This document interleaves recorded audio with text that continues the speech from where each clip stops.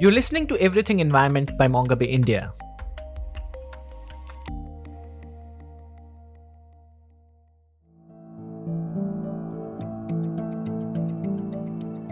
Let's visualize the sheer expanse of one of India's largest solar parks, the Pavagada Solar Park in Karnataka. An aerial view of the site shows a never-ending sea of glass panels and wires spread across 13,000 acres. That is about 1/4 of the size of Kolkata city. Then there are smaller solar and wind power plants too. Some are even a fraction of Pavagada solar plant. These power projects that harness unlimited sunlight and wind need another critical resource, a limited one, land. Land is essential to install solar panels, wind turbines, and transmission lines. And in a country such as India, land is scarce. Most of the land has a human footprint. It could be private or community farmland, or it could be the village pasture where cows and sheep graze, or it could be a parcel of land that's considered sacred for centuries and worshipped by communities. In the race to achieve clean energy targets, the pressure falls on such land parcels beyond city boundaries and the people who depend on them. It's well acknowledged by the government, renewable energy companies, and all stakeholders in the sector that land availability and acquisition are critical challenges in renewable energy projects. On the other hand, communities risk losing rights and access to land with unfair or no compensation. So, how sustainable and just are clean energy projects in their current form? I am Mayank Agarwal, contributing editor at Mongabay-India. We are an online publication dedicated to bringing you stories on science and the environment in India. In our special podcast series, GigaWhat, we will explore some of the biggest questions, challenges, and opportunities in India's transition from fossil fuels to clean energy sources.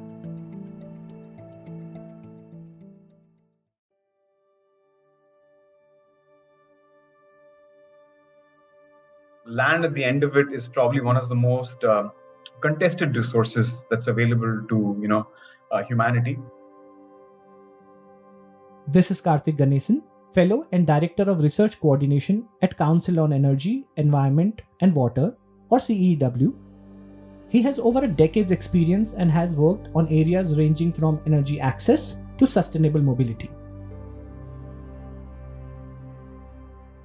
In a country like India, which hosts, close to 16% of the world's population, but in terms of, area, is a much smaller share. So obviously, the pressures on land are very different here and at a much different scale. And to me, as a researcher who's really interested in driving a sustainable energy system, the most important thing that comes to my mind is availability of land, the ease with which a potential project winner is able to access it. The technology keeps evolving. So I would say in recent years, about every wind project per megawatt requires about 1.5 hectares of land, right? And a megawatt of solar requires about 2 hectares of land, right?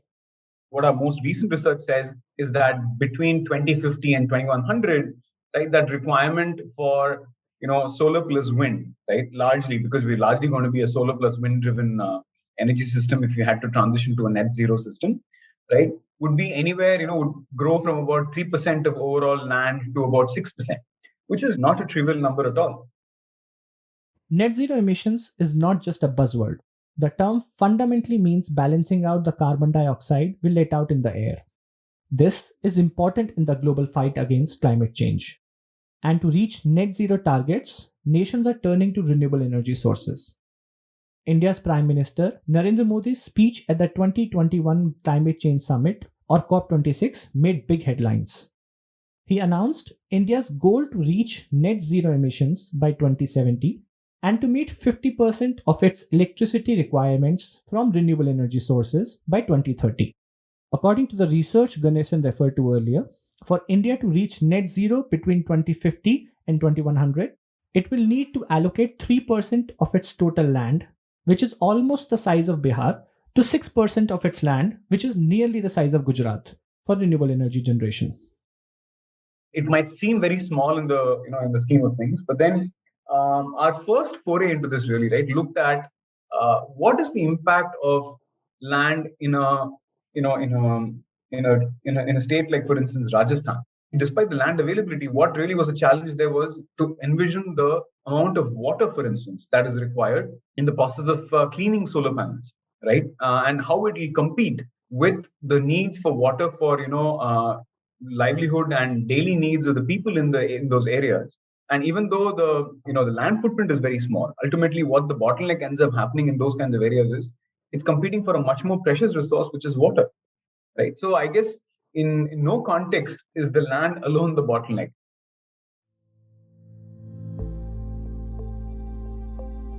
So a land conflict we define as any instance in which two or more parties contest the use of, access to, or control over land and its associated resources.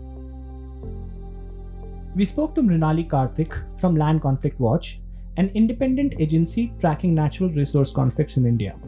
They aim to facilitate better decision making on investments and governance.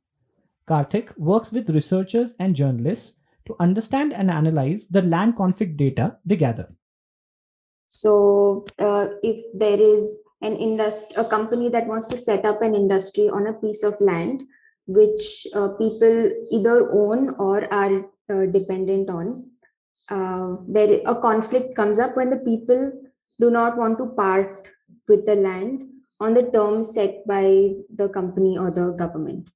And predictably, in most cases, the victims of these land conflicts are members from marginalized communities. So it's usually people from oppressed castes, tribal communities, and women. Can you provide a little snapshot of the total land conflict cases that you have documented so far, including the number of people who are affected, the land which is involved, or the investments that are at stake? So we collect around 50 parameters for each case. We do collect 50 data points, and this includes data on what the community is demanding, what they're fighting about, and it also includes data on what the companies and the government say. So our data does include both sides of the conflict. So over 6 years, Land Conflict Watch has documented around 781 cases. This includes conflicts which are both ongoing and conflicts which have been resolved. And these 781 cases affect around 7.5 million people across the country and involves investments of over 2.7 trillion rupees. With respect to renewable energy, so Land Conflict Watch as of now has around 9 cases in our database. These renewable energy projects have affected around 2,300 people and involve investments of around 9,305 crores. So these are just figures for 8 or 9 cases. So the actual numbers are definitely much more than this. Most of these conflicts have been because either because of non-payment of compensation, which was due to the people, or because of encroachment by these renewable energy companies, or in some cases forceful evictions as well. An ongoing case of land conflict has been brewing in Assam's Mikir Bamuni village, roughly 150 kilometers west of Guwahati. The village, which mainly depends on farming and is home to ethnic Karbi and Adivasi communities, was chosen as a site for small 15 megawatt solar plant. But issues over land acquisition have stirred resistance, protests, and even violence. Villagers allege that district authorities forcefully evicted people from cultivable lands that they have been tilling for generations. Mongabay-India contributor Nabarun Guha met some villagers and saw the fenced solar plant standing amidst paddy fields. Sikari Rongpi, a farmer from Mukir Bamini village, spoke to us. When the company officials came to our village in 2019, they proposed through some middleman that they wanted to set up a solar power plant in our village, for which they needed our land. We said we wouldn't give our land as we use it for cultivation. We have Royat Khatian in our grandfather's name. We have been tilling this land for 4 generations. They told us that they would make our land Miyadi. Khatian is the legal document that declares inheritable occupancy rights over land. In Assam, A tenant who has cultivated land continuously for 3 years is eligible for occupancy rights. Converting it to Miyadi makes the land eligible for transactions in the state. They also said that they would leave out the playground, burial ground, and place of worship from their proposed plan for the solar plant. They said if we give them our land, they will pay us for the yield we grow. We said we produce 15 mounds of rice per biga. They said they would pay us the price of 12 mounds per biga. If one mount costs rupees 500, they will pay us that price for the next 25 years if the company is here. However, as we disagreed, they tried to take our land forcibly. We were given a notice that we needed to give up our land. We said we wouldn't. They said we don't have the rights over this land. We said in that case, why are you offering money to someone who doesn't have rights over the land? My name is Kave Inktipi and I am from this village. On 24th December, they brought the tractor forcibly inside the boundary. We were working in our fields. They demolished the crops. We got into a quarrel with the police and people from the company. On 29th December, cops blocked the road which we use. We told them that they couldn't close down the road. They would have to open the gate. But they forcibly put up a fence and blocked the road. As our arguments heated up, police started a lathi charge. Some people were injured while one pregnant lady from our village suffered a miscarriage due to the beating. 16 women from our village were beaten up. A report by the Delhi Solidarity Group titled The Anatomy of a Solar Land Grab states that land transfer didn't follow the law and didn't consider the land rights of the indigenous communities. Leo Saldana, part of an NGO environment support group and one of the report's authors, also spoke to Nabaran Guha.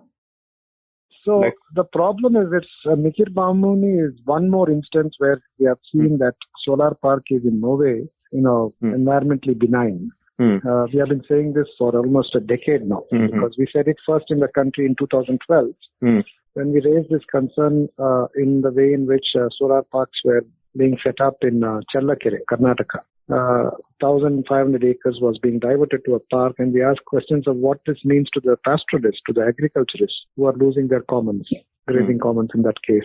We have similarly asked that question in Pavagada, when about 14,000 acres was diverted, both private agricultural land and also commons and forests. And in each of the situations, what we have seen is that there is absolutely no understanding of the direct impact it has on environment and society, because there is no effort to. And in fact, we challenged the Ministry of Environment and Forests, who took a decision that since it is solar, since there is no smoke coming out, and therefore it must be all good. That kind of naive, simplistic analysis was the basis on which the ministry passed a circular saying solar parks don't need to go through environment review. As a result, once you want to set up a solar park, you just go to the energy office, get your license, secure land, and get going. In a letter available online, the solar company claims that it followed all legal processes, acquired the land from its rightful private owners, and did not instigate violence. The construction of the solar plant is slow but in progress, but the issue hasn't been settled yet. The complexities in land ownership in the country, land scarcity, and often the lack of transparency between stakeholders and public consultation process in land acquisition have been the main reasons for years of conflicts between private companies, government, and the people. These cases exist across industries: mining, manufacturing, and now renewable energy.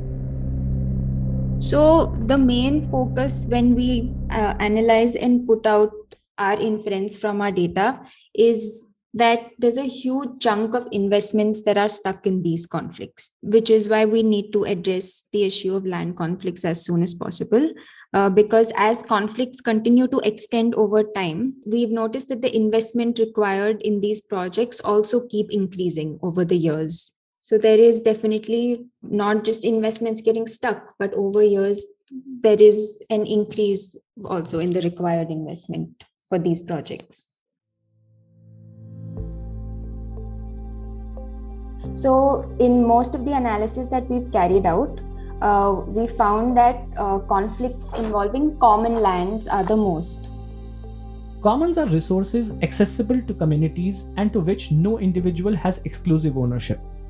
Areas such as grazing grounds and tanks that people use for farming or fishing fall under commons. This is usually because these common lands are not properly surveyed and recorded, and the people's rights over these lands are also not properly defined. And this has therefore led to an increase in the number of conflict cases on common land. So we notice a similar pattern even in conflicts related to renewable energy projects. In fact, you would be knowing that solar and wind power do need large tracts of land. And since there's no proper policy framework, to govern the takeover of common lands or to ensure that fair compensation is given to people who are dependent on these lands, these common lands are, according to the government, most easily available land because the government can take over these lands by paying a small pittance, or in many cases, they don't have to pay anything at all. So people, dependent on these lands, usually women, oppressed castes and tribal communities, they don't get adequate compensation when they part with the land. And so they try to resist the takeover of these lands. So this leads to protests and conflict. According to Ganesan, when companies don't get a clear picture of who owns their desired plot of land and how they use it, it sparks trouble. What we are classifying as wasteland today, it is not necessarily a wasteland. It could have been a grassland for all you know, right? Which had a thriving ecosystem on its own. But then, because the government records classify it as wasteland, we sort of end up assuming that it's available. But then when we go close to the ground, we find that there are alternate use cases. There is biodiversity impacts, and that is something that I feel like the energy researchers, the community that I belong to, right? Of course, there are colleagues of mine who do models. It's very difficult to integrate all of these different land use problems, right, or challenges and bottlenecks into sort of like a system level model that assesses what the land footprint and the land requirements are to satisfy the energy needs of the country. So what we all invariably stick to is just that, okay, per megawatt you require this much.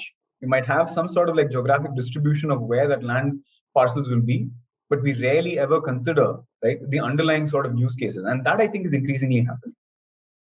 I think the first thing that is needed is for us to sort of really map out what is the priority parcels that are actually available for various renewable energy projects, whether it is solar or for wind. So the problem that I'm alluding to, Mayank, is that I think we need to have a much more transparent system where data pertain to resource availability, right? The land use currently in those areas where that resource has been detected, right? The land ownership associated with that, right? All these three different layers are actually made available to potential developers, right? For a fee when they're bidding, right? I mean, and our agencies, right? Whether it's our remote sensing agencies, whether it's our renewable energy development agencies, they need to ensure, right? The National Wind Energy NIWE or NISC, right? All of them, they need to ensure that this data is actually available so that we're ultimately putting our money behind the most efficient parcels of land. And unless you sort of have all of these coming together, right, which then on top of which you have to then superimpose the constraints of the electricity network being able to reach those spots, right? And how cost effective is it to sort of, reach the nearest substation where this electricity would be pulled in to then, be fed into the broader grid, right? Those assessments need to happen in an integrated manner. With an image of being green and clean, wind and solar energy projects of all sizes are exempt from obtaining environment clearance, a step mandatory for projects like coal power plants. Nobody thought we would be where we are and where we are planning to go even 10 years back, right? Our target of 175 was set, 7 years back. 10 years back, we were aiming to have 20 gigawatts in all.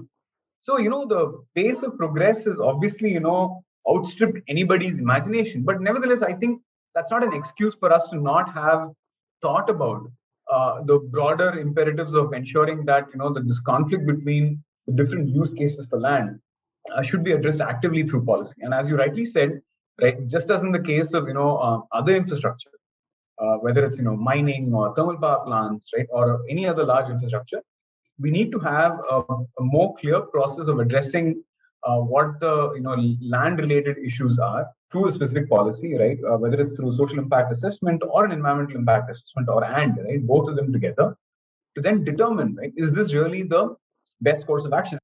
So it is very important that I think we have that social impact assessment as well as an environmental impact assessment in place, and ultimately weigh up, and that the communities are aware of what they're signing up for and what this will mean for their livelihoods and their landscapes and their sort of customs and practices that they've had for hundreds, if not thousands of years. Do you think that there is a solution beyond the policy interventions? Do you think that there are other solutions? Like, do you think that solar rooftop for that matter, or say offshore wind farms, or say floating solar parks, do you think that these can be the alternatives to solving these land issues? Absolutely. I mean, and I think these have of course been thought of, and I think from the perspective of distributing the burden of of having to convert the entire energy system to a renewable energy one, distributed renewable energy by way of rooftop solar, and home-based solar systems, right, are obviously the ideal thing. But in reality, we know that a lot of our dense city infrastructure, given the current efficiency of solar panels, cannot really support significant installations of those. And as a result, we feel that given the grid infrastructure that we currently already have, it's better to go with this grid-based centralized supply, right? So in all likelihood, what will happen is that centralized will probably triumph in the short run, right? And its costs will start becoming apparent before we start realizing that there is a concerted push that we need to make by way of behavioral change and and people adapting to changing the way they demand energy to then drive something which is more decentralized. I think technologies like solar, floating solar, and obviously have a role to play. But I think it's still early days. I don't see them as sort of being the mainstream discussion, because I think the technology of solar itself is evolving. We also need to be aware of the fact that there are technologies, for instance, like nuclear, right, where the land footprint is probably a trickle, and it can satisfy a lot of our energy demand, right? There's no reason why we have to sort of give up on that technology just because a leader like Germany has given up on it. In the next episode, we will look at another victim of poor implementation of clean energy projects: the wildlife and plants that live in a landscape. At a time when our biodiversity faces various threats, it's ironic that one of our solutions to climate change could add to it.